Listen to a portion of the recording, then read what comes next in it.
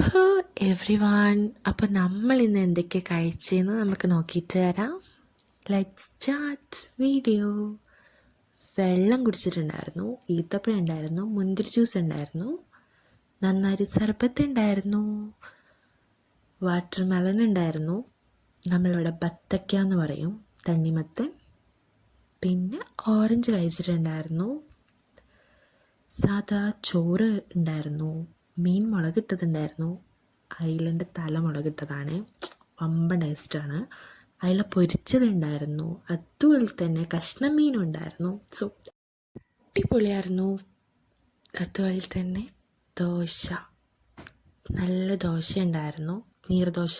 നിങ്ങളുടെ അവിടെ എന്താ പറയുക കമൻറ്റ് ചെയ്യണേ. നീർദോശൻ്റെ കൂടെ നല്ല ചെറുപയർ കറി ഉണ്ടായിരുന്നു.